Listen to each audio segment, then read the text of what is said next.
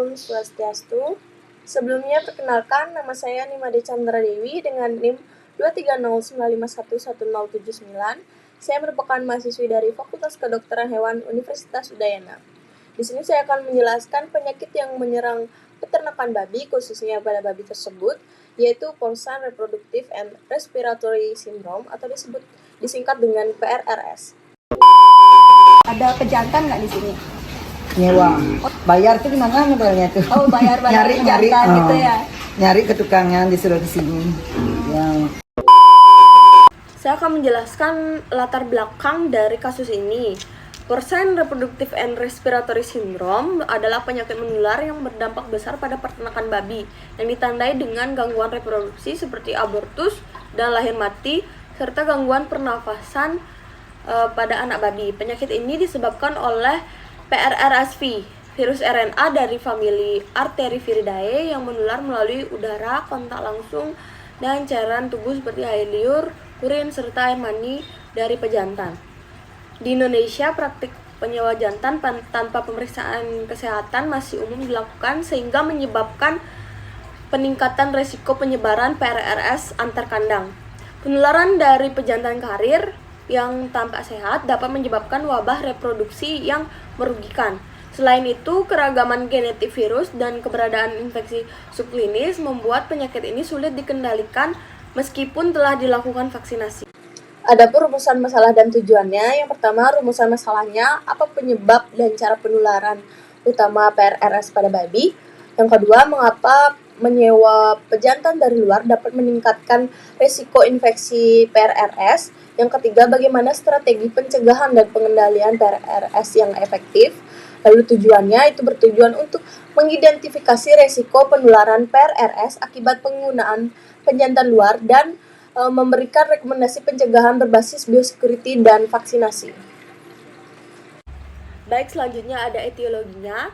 Penyebab PRRS ini adalah PRRSV, yaitu Porcine Reproductive and Respiratory Syndrome Virus.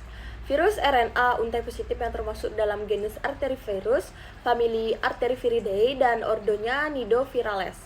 PRRSF ini terbagi menjadi dua tipe genetik utama. Yang pertama, PRRSV1 European strain, lalu PRRSV2 North American strain. Virus ini memiliki tropisme utama terhadap makrofag alveolar babi dan dapat menyebar melalui air liur, urin, feses, udara atau aerosol, dan air mani dalam pejantan, yang menjadikannya sangat menular terutama pada sistem pemeliharaan tradisional. Lalu ada epidemiologinya. PRRS pertama kali ditemukan di Amerika Serikat pada tahun 1987 dan kemudian menyebar ke Eropa dan Asia, termasuk juga Indonesia. Di wilayah endemik, virus ini bisa menetap dalam populasi babi dan menyebabkan infeksi berulang akibat viremia berkepanjangan, respon imun yang tertunda, lalu ada keragaman genetik dari virus. Penyakit ini menyebar cepat melalui kontak langsung antar babi, aerosol antar kandang, transportasi ternak, juga bisa dari pejantan pembawa virus di dalam air maninya. Peternak dengan manajemen terbuka seperti menyewa pejantan yang tanpa karantina itu sangat berisiko menjadi pusat penyebaran dari PRRS ini. Selanjutnya ada temuan klinis dari infeksi Porcine Reproductive and Respiratory Syndrome. Itu sangat bervariasi tergantung pada umur, status imun, dan virulensi virus. Secara umum, tanda-tanda klinis ini dibagi menjadi dua bentuk. Yang pertama, gejala reproduksi yang terjadi pada indukan yang sedang bunting. Yang pertama, abortus spontan, khususnya pada akhir kebuntingan. Lalu yang kedua, kelahiran mati atau disebut dengan stillbirth, fetus mumifikasi, dan anak babi yang lahir lemah. Lalu yang ketiga, kelahiran prematur atau keterlambatan kelahiran dengan hasil anaknya tidak hidup. Lalu yang keempat, penurunan tingkat kelahiran hidup dan peningkatan mortalitas neonatal. Yang kedua itu ada gejala respiratori yang terjadi pada anak babi dan babi muda. Yang pertama itu demam dan anoreksia atau nafsu makan menurun. Yang kedua dyspnea atau kesulitan bernafas, nafasnya cepat dan dangkal. Yang ketiga itu ada batuk dan terdapat lendir di hidungnya. Yang keempat letargi, penurunan berat badan, dan kondisi badan yang memburuk. Adapun diagnosis dari PRRS ini, diagnosis yang digunakan itu dengan uji serologi dan PCR. Uji serologi yang umum digunakan untuk membantu mendiagnosis sindrom pernafasan dan reproduksi babi adalah ELISA. Uji ini mengukur antibodi IgG terhadap virus PRRS. Uji ini tidak dapat mengukur tingkat kekebalan pada hewan atau memprediksi apakah hewan tersebut merupakan pembawa. Titer terdeteksi dalam waktu 7-10 hari setelah infeksi dan dapat bertahan hingga 144 hari. Pengujian untuk virus PRRS ini meliputi PCR, isolasi virus, dan imunohistokimia.